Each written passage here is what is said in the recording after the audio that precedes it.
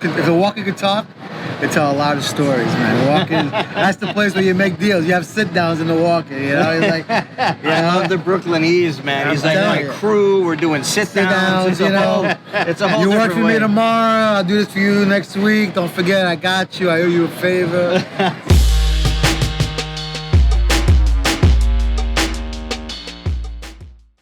Welcome to a round of rapid-fire questions here on Walk and Talk. Oh my God.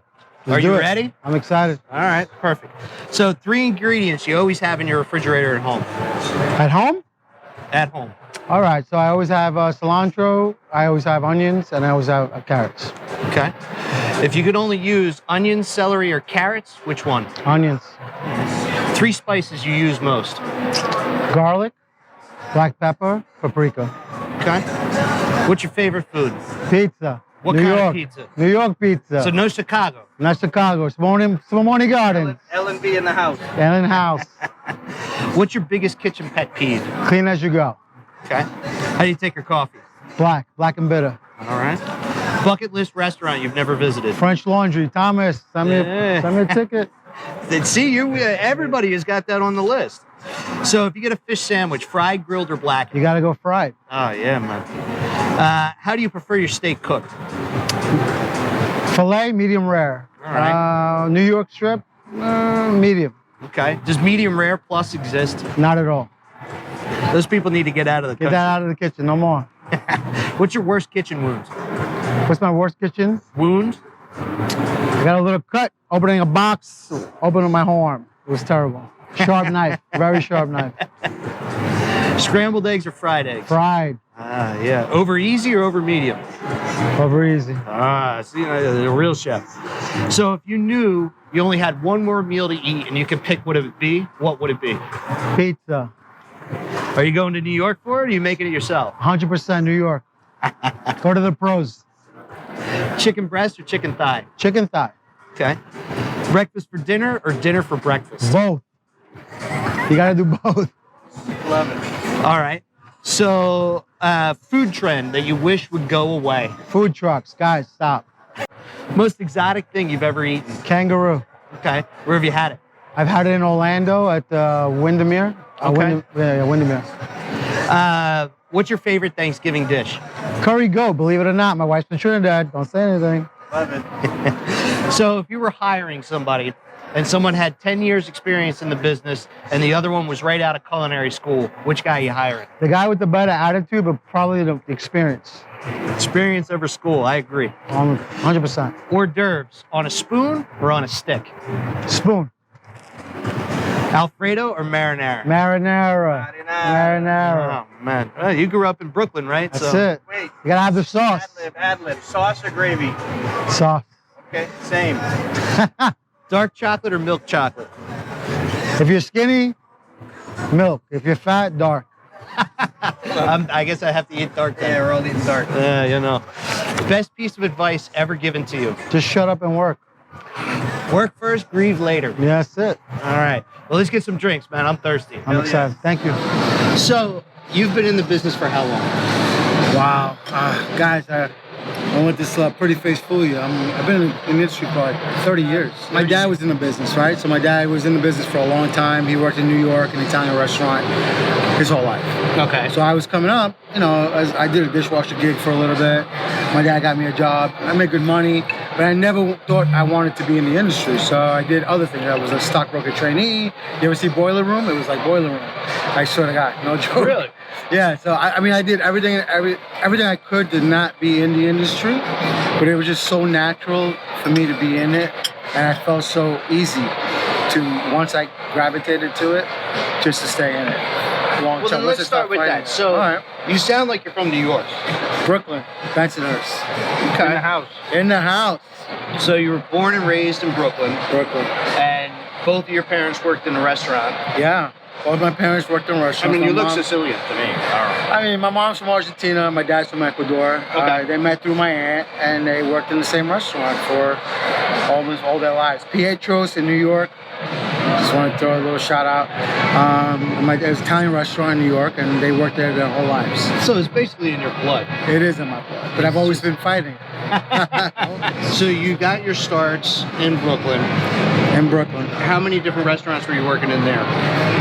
Just one. I actually lived in Brooklyn. My dad worked in Manhattan. He had a second job in New Jersey, close to Philadelphia. 2 hours nice away. Where I'm from. That's Right, beautiful. it's a place called Gladstone, New Jersey. I went Okay. there to work as a dishwasher, like I was telling you earlier. Yeah. And I literally was getting paid like $250 back then, which is, I don't even know, in the 80s somewhere. And I was like, oh, cool, I'll do it. And then I actually stayed the whole summer before high school, and I worked, started dish. You know, first you started dish, and then you were a pot washer, and then you graduated to dish. Yeah. Yeah, I would say you had to graduate, and then I graduated to salads, and that's the way it progressed for the You know whole what summer. happens in Florida, and I don't know if it's only Florida, but you can start at dish, and then you're the executive chef, and it's like in 6 months.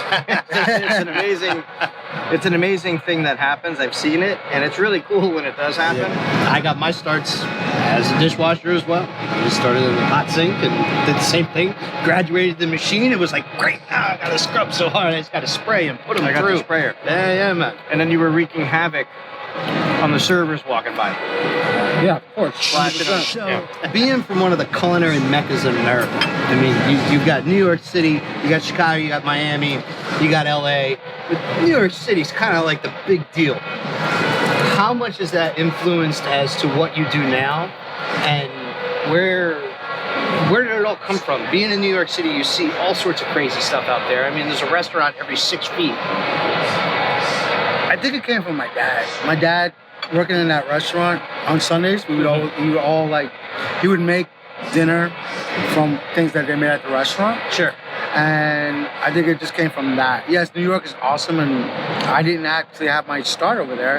You know, I was dishwashing, but when I came to Florida, I ended up cooking. But my dad would always make Sunday dinners great, you know. So What was he making on Sunday? he was making everything: lemon chickens. He was making eggplant parmesan. He was making chicken parmesan.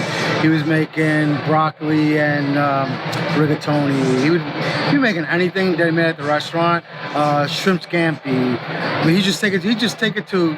He was cooking for us like he was cooking at the restaurant, and it Sure. it felt So you get great. that Yeah, restaurant it felt quality food great. at home. And you know, he always made sure we were all sitting down. He was the one serving everybody and cooking, and That's tremendous. it was awesome. It was a great experience. But New York is great, but I think my dad just brought that into me. And then when I came to Florida, like I said, I started from the bottom and worked my way to the top. And so you've been in Florida for how long? Wow, now probably 30 years. Yeah, 30 years. Wow. Yeah. That's longer than me, that's for sure. Yeah, my mom kicked me out of New York. She said, you're going to Florida, live with your uncle, and the rest is history. As they say. Well, I mean, what do you hate about Florida? You had the beaches, you had beautiful women, the weather, no more snow. I mean, Hey, see, that's why I moved here. You know, I went to culinary school in Pittsburgh, and it was like, oh, dude, I'm going as close to Florida as I possibly get, and I got to Florida. Who misses like shoveling the driveway? Not me. You know what I mean? No or way. chipping or ice off the windshield. I think when you're a kid, you enjoy it because you're playing, right? Yeah, sure. But as you get an adult, you got to drive in that stuff, and you got to clean that stuff up. I think Yeah. it just, you don't want no I problem. never enjoyed that. Uh, The only thing, I'm the only thing I miss about Brooklyn. My family's from there. I'm from Miami, but my family's from Brooklyn, over in Italy, whatever. And I miss the food, the family, and that sort of nostalgia. I agree. I don't miss anything else. Like really, nothing else. Because when you come to Florida, you have everything, like you're saying. Huh. You're at the beach in February. You're at the beach in February. You were having a great time. Where else are you gonna do that? You want to hear a cool story? No. I get down here in, I think it was July. It was my 18th birthday. My mom's like, you're out, kicking you out of New York. December, Christmas, I'm in shorts and flip-flops. I feel so weird. I miss, like he said, everything about New York. But I'm like, I'm in Florida in shorts and flip-flops. I'm like, I could get used to this. Yeah. So, purveyors, right? Purveyors. We I got, love so you're a purveyors. chef, yeah, I cook, I do all these things, food cost, right? Okay. Purveyors. How important are purveyors to you? I Well- mean, naturally, so I'm a distributor. You know, I'm in food We service. all know you're a distributor. Stop. He just loves to brag about that, doesn't he? There I I'm was, a right? Minding my own distributor. business, and all of I'm a a sudden, distributor. there they were. No, there was 40 of them coming at me. Yeah, of course, it's good stuff. What? So, how's that relationship important to you? I gotta admit, it's huge. Because, you know, I think when you're a young chef, you don't really appreciate it. You think that, you know, everything's owed to you, you're paying your bills, and hey, just give me my stuff when I need it. But I think as you get a little bit more in the industry, you realize that these guys are your partners. Sure. And things are gonna happen, right? It's not a perfect world. Look at right now, we're in COVID. It's terrible. But even before that, it's like something goes wrong, or California is getting rain, you know, rainstorms, and you can't get romaine, or we can't get avocados in Florida, and we can't get tomatoes. We gotta get tomatoes from all the places, all the parts of the country. The purveyors are always there. Carl, you know, I worked with you for a while. It's just a give and take. You have to know. You have to be able to give and take. You have to be able to have that communication, and it's super important for me. I learned that as I got older. I was a knucklehead kid from New York. Didn't know any better. I'm not really that book smart, very street smart, but it's really important. It's, you know, it's part of your crew, like anything else. It's part of the purveyor is part of your crew. Absolutely. That you have, and they help you out whenever they can, and you help them out whenever you can. And you know, that's the best. It's the most important relationship in the industry you're gonna have besides the guest. You know, because if you don't have, if you can't get the food in the building, then what are you gonna do? I mean, at the end of the day. So in a given day, I mean, how many times are you talking to purveyor throughout the day? Well, Carl will tell you, I've been in his ear a lot. I mean, if things are good, Hashtag maybe, I block them. if things are good, Joke. it's basically, hey, good morning, hey, everything came out great today, just want to give you a heads up. You got to give the good with the bad, right? You can't Right. just give negative feedback all the time. Sometimes, just, you know, a couple of times a week. People become like your boys. That's great. I'm gonna make the channel. I mean, without this being on or whatever, I mean, I've been out of work since March 20th, last day I freaking worked. And he came to me, I don't know, April something, like the first week in April. It was like, hey, I got this idea. What do you think? I was like, well, I ain't doing anything. And at that point, everybody thought it was going to be, you know, our hotel was only supposed to close for 2 weeks. And it was like, all right, well, 2 weeks, whatever. And then 2 weeks went by, and it was like, all right. And then 3 weeks went by, and it was like, well, now we're on furlough and blah, blah, blah, blah, blah. And when he came to it, it was, why not? Let's give it a shot. I mean, how many people does he know? How many people do I know? We can use our connections. And, you know, we talked about it before, is how many times have I talked to him on the phone? I call him at 11 o'clock as I'm driving home because I need to freaking check my produce order for the next day or whatever the hell it is, because my purchaser's being a pain in the ass and he didn't get Carl what he needed. So he'd call me and be like, hey, something got screwed up. And then we talk for freaking, I'd sit in the driveway at the house. My wife would come out like, are you coming in? You've been sitting there for an hour. I must be hated, I'm sure. But, you know, she has a Yeah, this little guy's love awesome. now. I love this guy. For real. But that's what it is. There's not many of them. No, there There's is. not There many of really them. isn't, and I think that's what makes it really good. You know, when you find it, you keep it. You're, like we said before. I mean, you gotta nourish those relationships. You spend more time on the phone with a vendor than anybody else. I'm telling During you. your day of working, you're on the phone with the seafood vendor, you're on the phone with the freaking produce guy, you're on the They phone with the freaking meat probably guy. hate me. Hate. Oh, me. yeah. Oh my god. But I gotta do what I gotta do. I gotta survive, right? That's I gotta right. survive. You know, I need the best of the best. I don't care what anybody else gets. I need the best of the best. That's right. I need this. I don't hear, need that. we don't hear that in every kitchen though. I mean, and that's the hard part. As a distributor, man, I gotta tell you, it's not an easy gig if you're cool. You know, how do I say it? What do I mean by that? Some of the salespeople that you come across. This cheese dip is banging. And it really is. Some of the salespeople you come across, they're like robots, right? And they're very sterile. They're just very, you know, automatic with their automatic answers, and you know they're full of shit, and it's a problem. I've been on the other side. I've been a buyer. I know what it is to have the sales guy in front of me, and me being the amount of years I've been doing this, I know you're full of shit, and it's like, what are you doing? What are you coming to me with that? You know, you want to, if you're going to tell me honestly, this is what happened. This was a mistake. Hey, it was even my mistake. I respect that, and we'll work it out. My meat and seafood purveyor, who works for one of the big, starts with the H, right? I've known him at least 10 years, and I stole him. I met him in Orlando. When I went from Orlando down to Jupiter, Florida, I demanded that he was my rep. So he was my rep in Jupiter, even though the territory guy down there was whatever, but I was like, I have a good relationship with him and he knows what I need. I took it from Jupiter to DC. I took it from DC to Columbus, Columbus back to Orlando, Orlando up to Myrtle Beach down here to St. Pete, and now back in Orlando. That's all about relationships. It's crazy, crazy time. This person? No. This guy. Wow. I'm telling you, I had a guy See too. what's going on here? Yeah, I think I got the wrong name. I think it's the same guy. Yeah. I'm amazing. Guys know Before. he telling answers you. the phone. If I call him at 2 o'clock in the morning, I couldn't tell you how many times. Wait, time out. To the camera. Most important thing from a chef to a salesperson to a vendor is to do what? Answer the phone when I call you. I have to have the answer. Answer the phone. Because if I don't call you,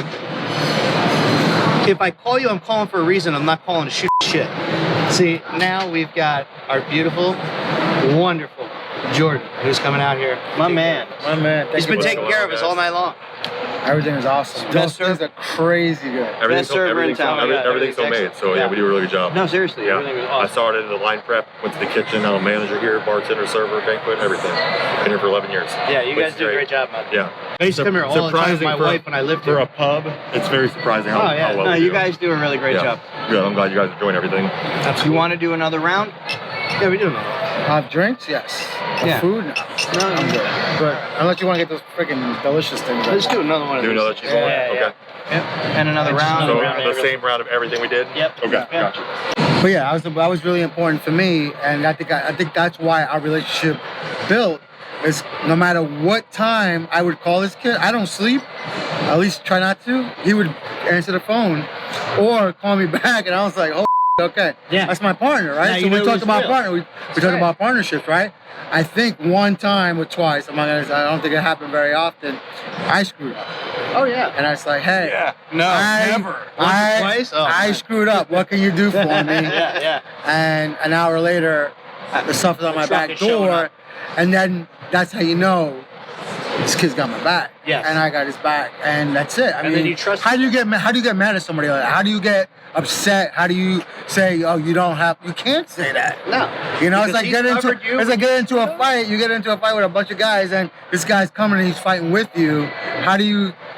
This who guy cares is what so happens? Brooklyn. It's crazy. Oh, bro. Yeah, but that's the real world in the chef world.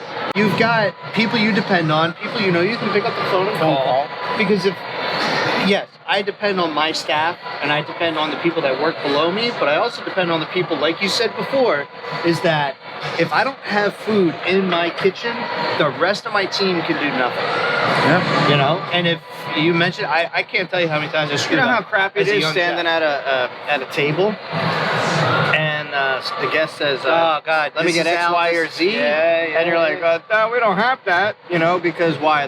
Because it didn't come on the truck today. Yeah. Those are unsung you're- heroes, are the delivery drivers. Exactly. Some of those guys, That's the hardest job. they go in the- so in the above and business. beyond. I've worked in places, I mean, you were in New York. You get it. Those delivery drivers, they go down an aisle that's this big and their truck that's bigger than the freaking road.